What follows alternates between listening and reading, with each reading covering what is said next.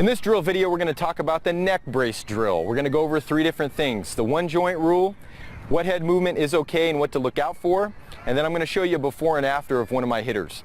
First, let's talk about the one joint rule. This is something that Dr. Kelly Starrett of mobilitywod.com talks about quite a bit. And what this is, I want you to do, it's best explained in an experiment. So what I want you to do is grab a partner. I want you to stand with your feet under your shoulders, head staring straight ahead, bring your strongest arm out in front. Splay your fingers out, spread them out like starfish. It's going to give a cue to your elbow to tighten.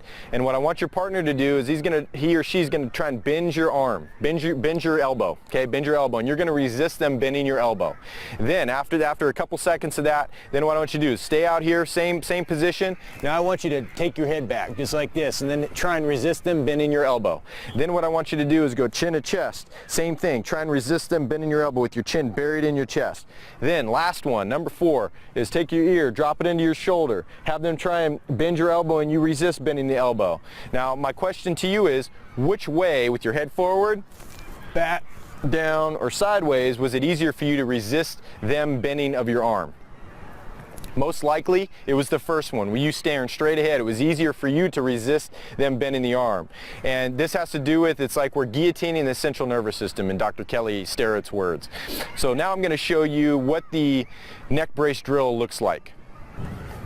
All right, here is the neck brace here. You can get these on Amazon. You don't have to get the full-on brace part. Just get the ones that are more cloth, that have like the foam inside.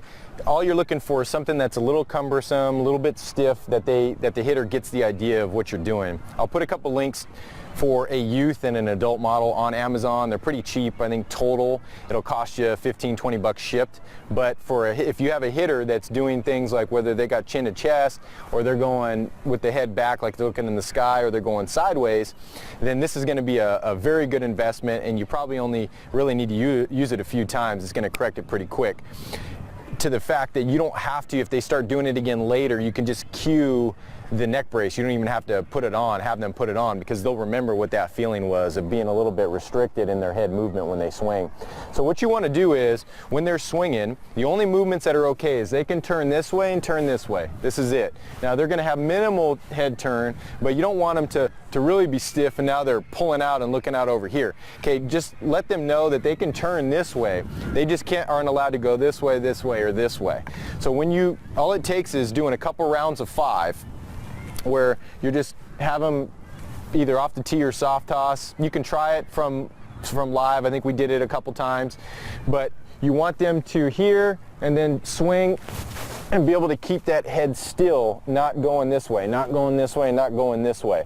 But it's a pretty simple drill. I learned it from one of the coaching buddies out in the Midwest. Somewhere he coaches college girls softball, and he said this drill works like magic. So now I want to show you a quick before and after of one of my hitters, and we changed him where he tends to go backwards with his head, although he did change it and started to go chin to chest, so he shifted and totally exaggerated it the other way. But in one session, we're just doing it. We do two 5-minute rounds, or 5 swing rounds, and then we would go 2 5-swing rounds without it. We just kept going off and on like that throughout the session. Within 45 minutes, we had changed it. So check that out. So here's a before and after of Jace, who we've been trying to work on getting him to have a more stable head position at impact. And for the most part, Jace in the past his head has almost gone backwards, like he's looking at the sky when he swings. Now he's a smaller hitter. Right now he's about 66 pounds soaking wet, and he's about 10, 11 years old. And so he's trying to use everything he can, so a lot of times at the detriment of his head position. And this is a before and after. So this is the before on the left, this is the after here on the right. It was just dusk, so it's starting to get dark, so the frames might be a little blurry, but we can clearly see head position and where the head is in relation, say, or relative, if we look at his nose as kind of a point of reference.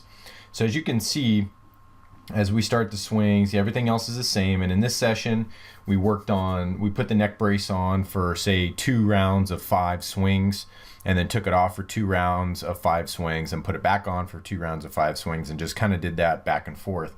And as you'll see, about 45 minutes later, so this was at the beginning of our session, this was at the end of our session, you're going to see a difference in the head positioning. Again, a little blurry, but here you can start to see the nose if we're looking for a point of reference.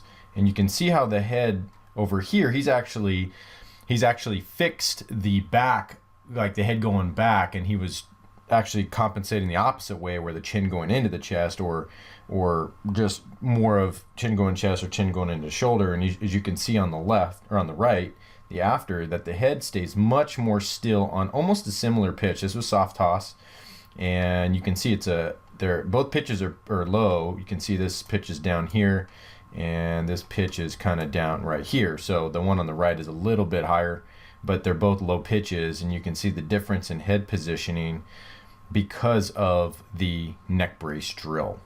So I hope this video helps. If you got any questions on how to do the neck brace drill or any other details that you might need, go ahead and answer them or ask them right below this video. Now make sure that we're swinging smarter by moving better.